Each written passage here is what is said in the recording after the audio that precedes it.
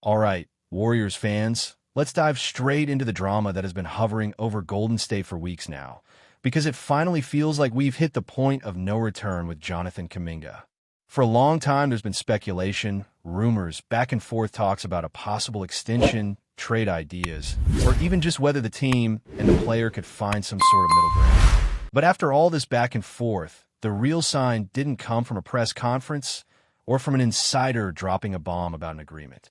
The clearest signal came when Kuminga himself decided to delete his social media accounts. And if you've been following this league long enough, you know exactly what that means. When a young player erases both his Instagram and his X account right in the middle of contentious negotiations with his team, that's not about going off the grid. That's not about focusing on basketball. That's the universal sign in today's NBA that says, I'm done here. And that's exactly the vibe around Kuminga now. He's not signing a new deal with the Warriors. He's not waiting around to compromise. This isn't about holding out for an extra couple $1 million or tweaking a player option. It feels like the relationship is fractured beyond repair. Some people tried to believe that if the Warriors sweetened the pot, maybe bumped the years or the numbers just a little bit higher, he'd eventually come back around. But deleting those accounts is as symbolic as it gets. That's a young player drawing the line in the sand. That's him saying, this chapter is over, it's time for something new. And if you're the front office, there's no walking this one back. Think about the offers that were already on the table. Kuminga was staring at around $50 million, which is not small money for a player who is still trying to truly carve out his role in the league. At one point, there were whispers that he would accept a 3-year deal in the range of $60 million with a player option, which at least on paper doesn't sound like the worst compromise. But deep down, we all know that wasn't a real possibility. Especially after you see someone like Josh Giddey secure $100 million over 4 years, fully guaranteed, despite being a player with a very different skill set, but not necessarily a drastically higher ceiling. Once that kind of deal hit the market, Kuminga was never going to settle for something smaller. He was playing the game, dragging negotiations, making it seem like there was a path to agreement. But in reality, he had already made up his mind. And you can't totally blame him for feeling like the clock is on his side. He's still only 22 years old, drafted back in 2021, one of the youngest guys from that class. If he plays this correctly, even if he signs a shorter deal with another team, he'd hit the market again around age 25. That's basically entering his prime with a chance to cash in on an even bigger contract if he's improved and solidified himself as a primary option. That's why younger players are often comfortable betting on themselves. They know the demand for athletic slashers, isolation scorers, and versatile wings is only going to grow. If Kuminga believes he can blossom into that type of player, then in 3 years the market will be waiting for him with open arms. But the frustrating part from the Warriors' perspective is how avoidable this all seemed. Remember back in 2022, when he was just a rookie, part of that championship roster alongside Moses Moody? Expectations weren't sky high back then. He was seen as part of the next wave of talent that would eventually carry Golden State forward as the core aged. He flashed potential, showed glimpses of athletic brilliance, and you could imagine him being molded into a long-term contributor. Fast forward a couple seasons, and suddenly the bridge between potential and reality never fully connected. Now, instead of seeing him grow comfortably into the system, the franchise is staring at the possibility of losing him altogether. The good news, if you can even call it that, is that the Warriors finally have clarity. They're not in limbo anymore. There's no mystery left about whether an extension is possible. It's black and white now. Either he signs the tender as a last resort, or the team finds a trade partner. And for Mike Dunleavy in the front office, that at least makes the path forward obvious. The absolute worst scenario would have been dragging this in a training camp, trying to pretend like negotiations were ongoing while everybody in the locker room wondered whether Kuminga was committed. Now the cards are on the table, and the team can actually start working the phones. When you look at the market, there are interesting possibilities. There have already been deals around the league that set the framework.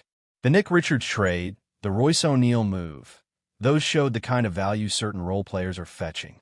If Golden State is going to move Kuminga within the Western Conference, the return has to be more than a single rotational piece. He's too young, too talented, and still has too much upside to be flipped for just one veteran. Packaging him for someone like Richards plus Ryan Dunn plus O'Neal feels more balanced, especially when you remember O'Neal once suited up for the Warriors Summer League team way back in 2016. That little full-circle detail adds a touch of nostalgia. But more importantly, it gives Golden State a player who can contribute immediately while they regroup. And beyond just the players, the Warriors should be eyeing draft capital, especially second-round picks. A lot of people overlook them, but in today's NBA, with talent emerging from everywhere, the EuroLeague, the African leagues, the college system, and potentially even new NBA global projects, those picks are becoming increasingly valuable. They're cheaper than first-rounders, easier to stockpile, and can still produce serious contributors. Think of how NFL teams treat later-round draft picks. They're depth pieces, lottery tickets, and sometimes hidden gems.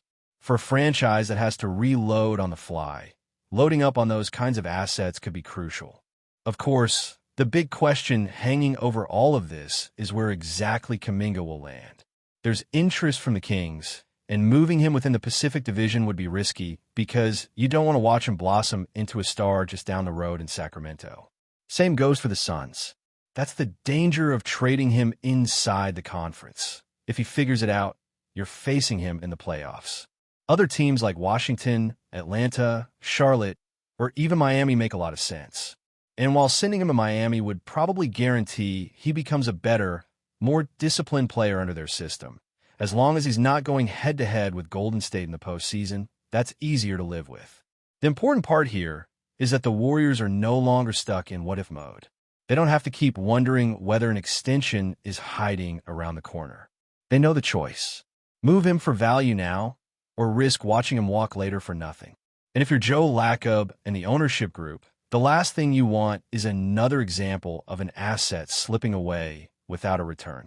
They've seen how quickly windows close in the NBA. They've watched dynasties unravel when management hesitates too long. Now, even if the return isn't ideal, at least they'll be able to reshape the roster and keep some level of momentum moving forward. Now here's where the situation takes a darker turn for the Warriors. Because while it's nice to finally have clarity, the truth is the front office allowed this whole thing to drag out far too long. When you let negotiations linger, when you let rumors swirl for months, it's not just about one player. It becomes a reflection of the entire organization. And that's where the bad part of this saga comes into focus. Golden State had a chance to shut this down earlier, to either lock Kuminga into a reasonable extension or pull the trigger on a trade before the tension hit this point. Instead, they waited, they debated, and now they're staring at a situation where the player has basically checked out. That's not only a blow to the roster in the short term, it's a bad look moving forward because the rest of the league takes notice when a franchise can't get things settled with its young talent. Think about what's coming down the line. In 2 years, the Warriors are staring at a crater of cap space because so many contracts are set to expire. That in itself isn't a disaster. Sometimes cleaning the books can actually be a blessing. But when you pair it with the fact that the team's championship window is closing, it creates a very narrow margin for error. The front office knows that if they're going to extend the dynasty or even just reinvent themselves for one more run, they need flexibility. And they've already been linked with some big dreams, like making a push for Giannis Antetokounmpo or even Nikola Jokic. Now, realistically, the chances of pulling off either of those coups are slim. But just the fact that Golden State is thinking in those terms tells you how far their eyes are looking ahead. They're not only thinking about today, they're trying to picture how they might rebuild a second dynasty after this core fades. And this ties directly into Coach Steve Kerr. One of the biggest criticisms of Kerr has always been that he doesn't develop young players. You hear it from fans, you hear it from analysts. They point to Kuminga, James Wiseman, even Moses Moody at times, and they argue that Kerr just isn't the kind of coach who thrives with a developmental project. But at the same time, when you look at his track record with star-level talent, it's undeniable. 6 NBA Finals appearances for championships in a system that, while not perfect, has proven capable of leading top-tier players to the highest stage. Not every coach can do that. You can look across the league and see plenty of examples of brilliant basketball minds who never managed to guide a superstar to a championship. It's not as simple as throwing a bunch of talent together and hoping it works. That's why the Warriors are still dangerous in free agency or on the trade market. Kerr may not be the guy who turns a raw rookie into an all-star, but he has the respect of veterans and proven stars. He coached Team USA in Paris. He's earned credibility with the very players Golden State might try to recruit in the near future.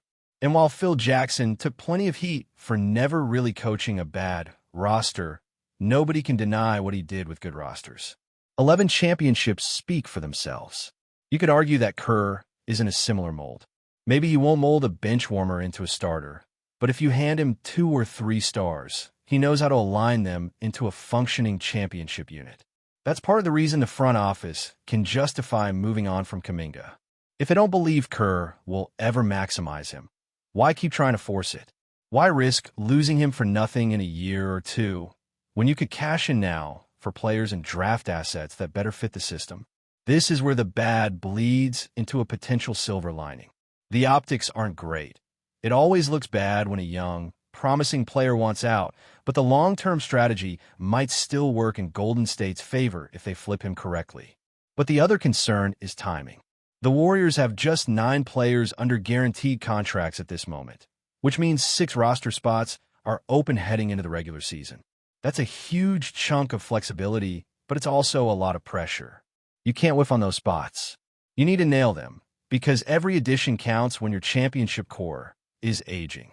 That's why trade exceptions become so important here. Golden State can essentially pick up useful players without giving up much in return. Someone like Kelly Oubre Jr. could slide in seamlessly if the front office chooses to reunite with him. There are other names floating around as well, whether it's veterans on expiring deals or role players that other teams are ready to move on from. And don't forget, roster crunches across the league are inevitable.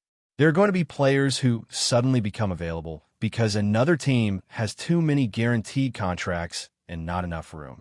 Golden State is in a perfect position to take advantage of that, but only if they act decisively. Alex Len could hit free agency. Malcolm Brogdon could become a target. There are always surprise names in September and October when final rosters are cut down, and with 6 spots open, the Warriors can strike.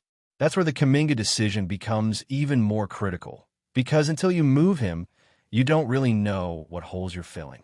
Before we continue, make sure to leave a like and subscribe to the channel so you won't miss any exclusive Dubs updates. Let's keep going. San Francisco is buzzing with whispers of a seismic shift in the NBA landscape as the towering Filipino sensation, SOTTO, reportedly touches down in the city known for its championship pedigree.